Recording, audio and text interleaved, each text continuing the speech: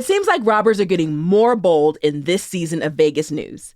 Just this summer, we had a guy call a casino pretending to be the owner, and then boom, over $1 million gone. It made the team wonder, what is the most notorious casino heist in Vegas history? Today on CityCast Las Vegas, my co-host David is going to tell us the wild story of how Heather Tallchief and Roberto Solis met each other, robbed Circus Circus, and got away with it. But there's a twist. Turns out robbing a casino for big bucks doesn't lead to the fantasy life some of us imagine. It's Tuesday, August 15th. I'm Vogue Robinson, and here's what Las Vegas is talking about.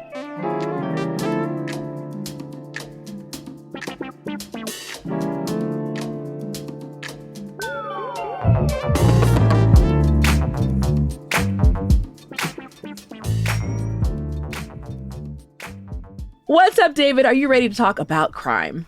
Always.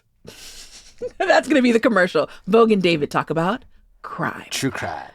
So, David, we're coming up on the 30-year anniversary of one of Las Vegas's most notorious heists. And I need you to tell me this story because from what I read, it's wild. Yeah, for sure. And especially since we're seeing in the news now that, people are being pretty bold, calling up the casinos and telling them that they're the owner and they need money delivered to a IHOP ASAP. Give me that shmoney. Mm-hmm. Right? So I think, minds turn back to other notorious heists of such a brazen nature. October 1st, 1993 is when it happened, Vogue. Most people remember the name of the woman who was involved. Her name is Heather Tallchief.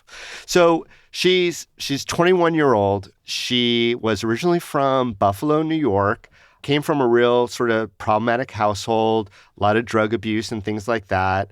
Her family is part of the Seneca Nation up in the New York area.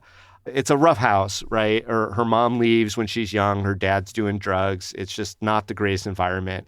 And she winds up moving out to the West Coast. She's in the Bay Area. And then she does some training to become a nurse. And she starts working as a young woman, 19, 20 years old, in hospice care for AIDS patients in San Francisco in the early 1990s. So that's a rough job. That's got to be one of the hardest jobs that has ever been. And so she's doing this. She's taking care of those patients. She is looking for all sorts of different escapes. She winds up doing a lot of alcohol and then drugs and all that sort of thing. She winds up losing her job. So she's just about 21 years old right now, and she's hanging out in a bar in San Francisco, and up comes this charming rogue poet.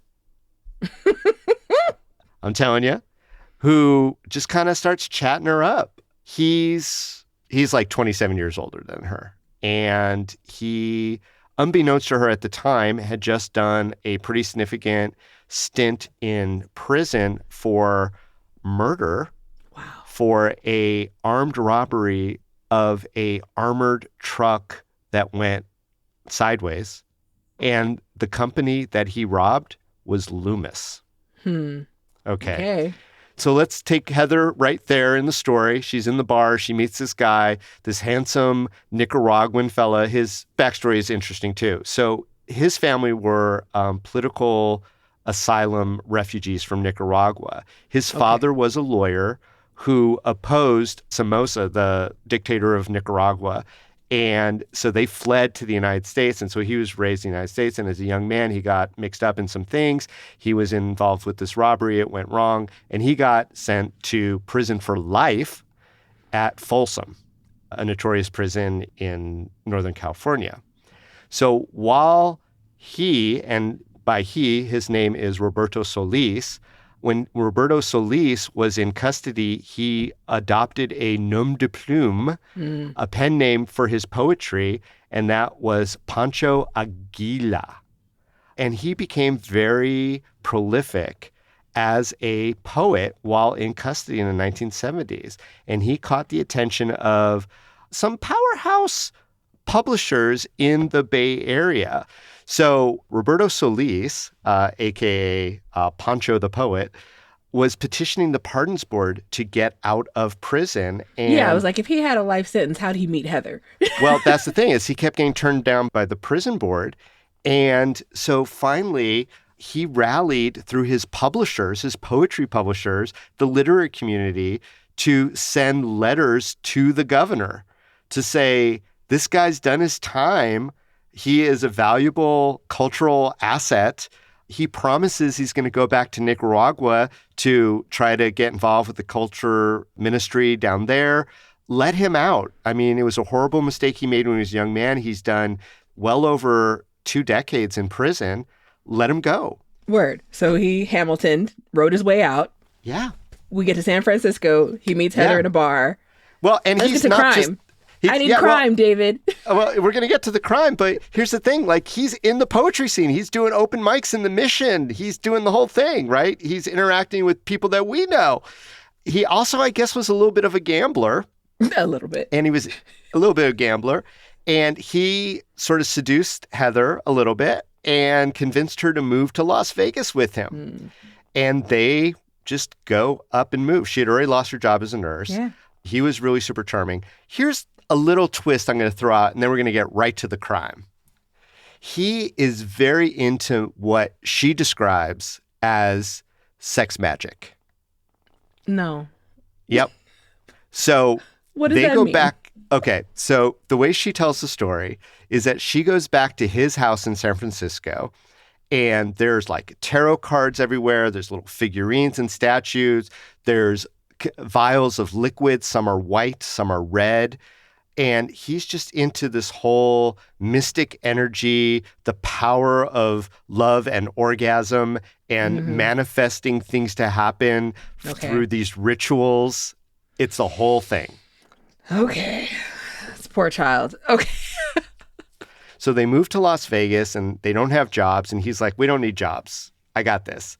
And he's just doing little minor crimes and things of that nature, little theft or whatever he's doing to sustain this lifestyle. He's gambling. He's taking care of his girlfriend. He is encouraging her to apply for jobs and is specifically pushing her to take a job at Loomis Armored Car Service that services the casinos on the Strip in 1973.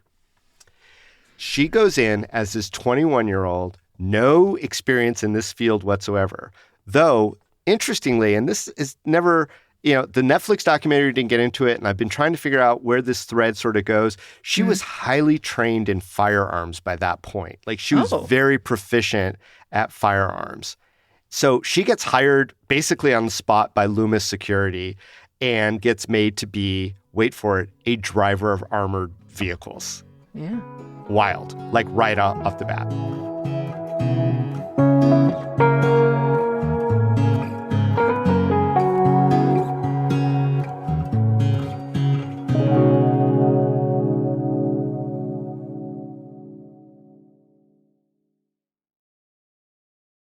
So she's working this gig for a while, and here's how this works, right? So like every casino has an ATM, and they need to be serviced constantly because there's constantly money flowing through it. And it has a lot of money flowing through it. And so Loomis would have this route where they would kind of go up and down the strip with a 3-person crew. One person would be the driver, and then there'd be the 2 other armed security guards who would take these sort of bundles, these satchels of money, go into the casino, service the ATMs, and then come back to the truck, and then they move to the next spot. And so they did this, every day. Unbeknownst to Loomis, Roberto Solis was helping Heather track these routes, observe where are security, where are cameras, where are the vulnerabilities, because a plot was unfolding that they were going to rob the armored car. And so they did this for a little while, not terribly long. She only worked for the company for 2 months before the heist actually occurred. So they were gathering a lot of data really quick. And they were being really, really clever about this.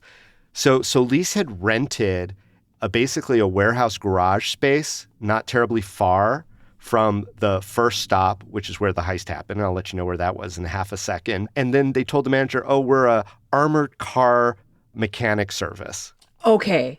Right. Okay. So that's what we do. We do servicing for armored cars. So Word. on the day in question, they filled up the truck with money from Loomis. They head to their first stop. Their first stop, Circus Circus. The beloved 1960s hotel, Circus Circus, 1993. So she's going through what seems to be a normal work day. She drives up to Circus Circus, which is the first stop for Loomis, and her crew of 2 other guys jump out of the truck. Yeah, these guys who also work for Loomis. Heather and Roberto apparently had noted that Circus Circus was not only the first one on trip so that the van would be filled up with money, but that Circus Circus was one of the ones that took longest to kind of make the route so they would have all that extra time where Heather was alone with the truck. One interesting little side note is that the 2 guys who were basically left behind with empty satchels while the $3 million carted off with Heather said, "We did notice one weird thing that day. And that weird thing was that she was wearing high heel shoes or dress shoes when normally she would wear work boots." Okay. Weird. Yeah. So I'm going to just fast forward the story a little bit because it does take a lot of turns. She takes off with the truck. They're left literally holding bags, wondering what's happening, not sure if she was abducted. They call in, the police kind of show up, and everyone's sort of scrambling. Meanwhile, she makes a beeline for that garage, pulls in.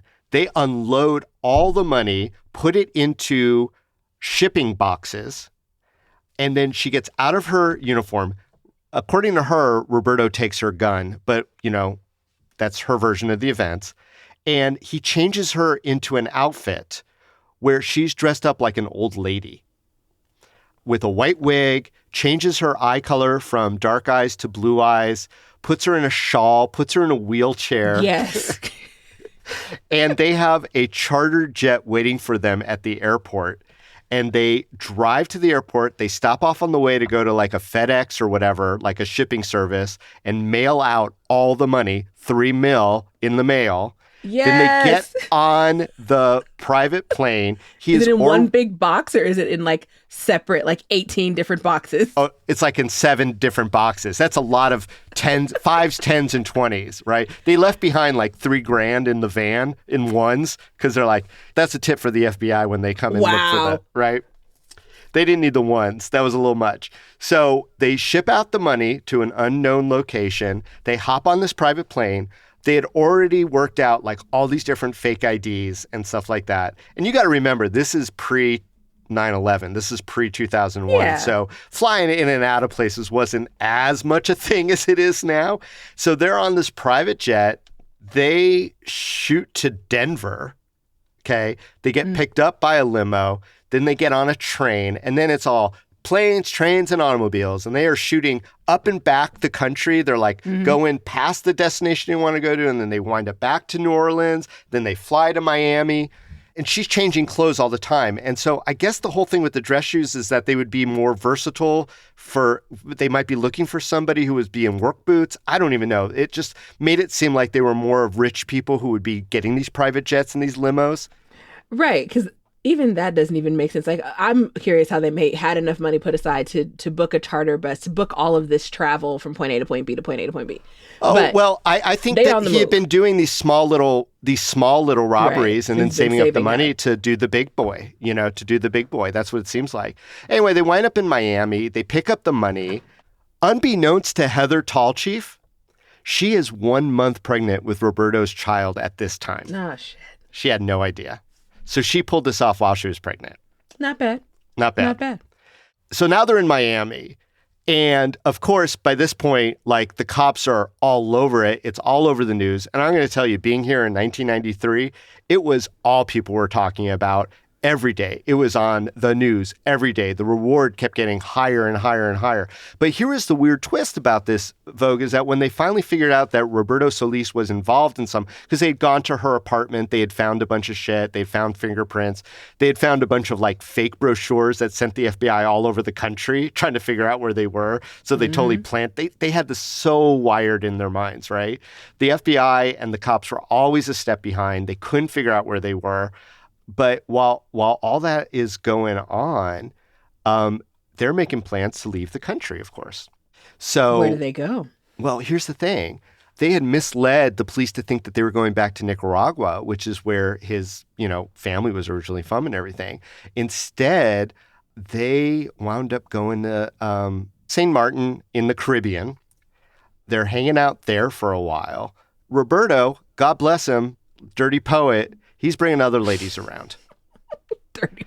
So there are other women that he's kind of bringing in and out from Miami Has and she had St. the Martin. baby yet? While he's out here just bringing people around? No, she's still preggers. So finally, they got the money. Hey, they got away, and they head to Amsterdam because at the time, Amsterdam did not have extradition with the United States. So that was the plan. They go to Amsterdam. She has the baby. They give the baby a fake name for the birth certificate there. He is not listed as the father on any level, so they don't even put father down. They're living life in Amsterdam. Surprise, surprise, more ladies coming in, etc. And at some point, Heather's just like, you know what? I'm out. Yeah. I'm just going to grab, and by her account, I'm going to grab 16 grand. I'm going to grab my baby, and I'm going to just start a life in Amsterdam. Oh, come on, sis. You need way more than 16 grand. Well, that's her Man. story that she only took 16 grand, but whatever. She gets a fake passport, a British passport. She gets a fake passport for her child, and they're just living mama baby life. They meet a guy. He basically adopts them as his family, and then it's just mom and pop and baby living their lives for the next decade in Amsterdam. She got a British passport to live in Amsterdam. Oh, nice. Okay. Yeah. So this is where the Roberto Solis story goes cold. Nobody knows what happens to him after that. He's got this money. He's got all these different girls. He's probably writing poetry somewhere, doing open mics because, poets cannot help themselves. But no one knows where. Heather Tallchief is living with her kid and her new guy, her new husband, basically, in Amsterdam. But that passport that she had under the fake name, the British passport, is about to run out. And because it was only good for 10 years. And so she has this moment and she's like, I'm not going to do this anymore. I need my kid to have roots. I haven't talked to my family in over a decade. He doesn't know who he is. We are basically people without a real country. She called a lawyer in America, said, One of your people. Here's my story. He was a good guy. She called a good guy lawyer. This guy is total salt of the earth, good guy lawyering. They arranged for her to come to America. She does an interview with Dateline, some local media, whatever, and then walks over to the FBI in Las Vegas and turns herself in. No. Yeah. David, would you have taken her case?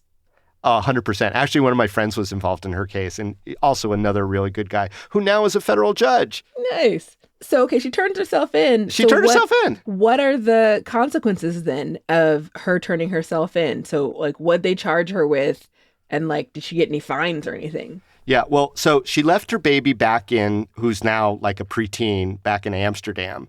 And the documentary actually hits on that really. It's real heartstring stuff, right? She told him the whole story before she went to America. The attorneys for Heather Tallchief were like, look, she was under the spell of this guy. He used to play, according to her, VHS hypnotism tapes during that 2-month period that they were in that apartment in Vegas, where it is his voice under these swirling images to try to control her to do all these different things, etc. The government, the prosecutors, didn't buy it, and they were asking for a maximum sentence. I mean, she was looking at 40 years for this giant ass crime. But at the end of the day, the Judge Philip Pro, who's now a senior judge, also somebody well known in the Las Vegas community, was like, look, I feel you. I feel your story. You did turn yourself in. That's worth something. But, there's consequences to our conduct, and I have to give you time.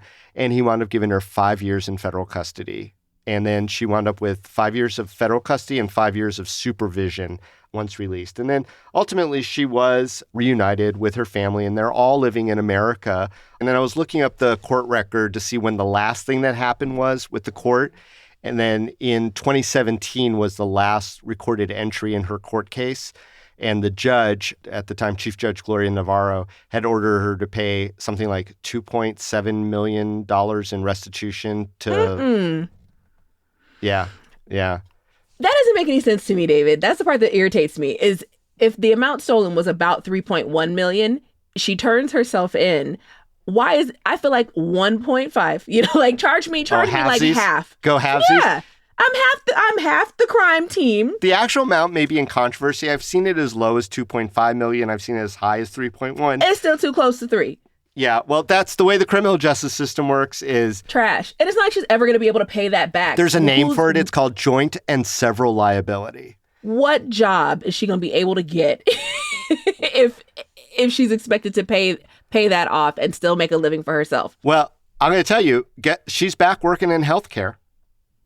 So that's not going to pay that $2 million plus restitution bill. That's right. for sure. So we don't know where in the country she is, by the way. She's Word. just sort of like out there, and yeah, I get it too. And I'm guessing she's not Heather Tallchief anymore. That would be a good guess too. So I'm curious, like, what are the blind spots that still remain in Vegas security, especially when it comes to the Strip? Because I feel like, considering the last crimes that just happened, things are lacking. So what do you think? What are the blind spots that they need to check up on? Here's what's totally interesting is that it's not the only heist to ever have occurred on the Strip since or before, but most of the bigger ones are all inside jobs on some level. That there's always some employee who just decided, I kind of know where the blind spots are, or I can game the vulnerabilities. So no matter what they do, no matter how much they increase security, and I don't know, I think security is actually in a little down spiral right now. They're not paying these folks enough money. They're working them hard. There's a lot of challenges because people behaving very poorly all the time. I think the blind spot is that it sounds like how they're paying their workers. Well, there's that like too, the blind right? spot is until these spaces, pay their workers well, there's always going to be the possibility of an inside job occurring between security, the people who work in the cages, the people who don't get to make their tips, all people who don't have adequate health care. You keep playing around and making it to where people are scrounging. Are you literally saying capitalism, round and find out? I don't know, David. That's how I feel. That's what it sounds like. And I don't know of any other blind spot that's there that they can actually, that they have power over. It's human behavior. And what do we do when we are desperate? Yeah. Well, that Netflix series is called Heist. It's a fun watch if you're interested in more details about this story, but definitely one of those that goes down in the book of ages for interesting crime on the Strip in Las Vegas. No doubt about it.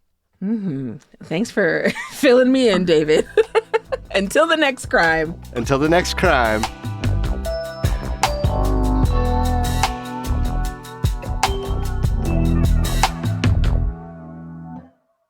Before you go, we have an exciting announcement. CityCast Las Vegas is giving away 2 pairs of tickets to Life is Beautiful 2023.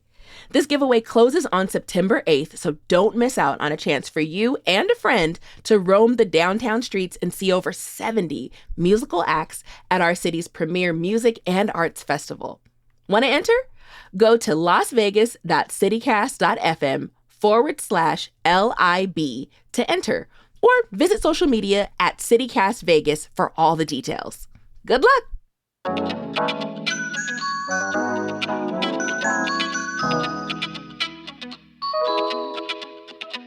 That's all for today here on CityCast Las Vegas.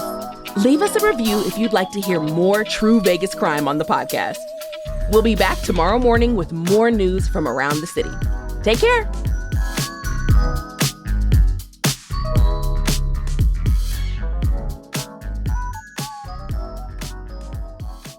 So the other thing I wanted to say really quick was, like, when the story first came out, everyone's like, oh, he definitely killed her. He threw her out of a plane and took the money for himself. Like, everyone, including her family, was just like, oh, she's totally dead. Like, this is some dumb 21-year-old who got manipulated into doing this crime for this other guy who was a bad dude in their minds, obviously.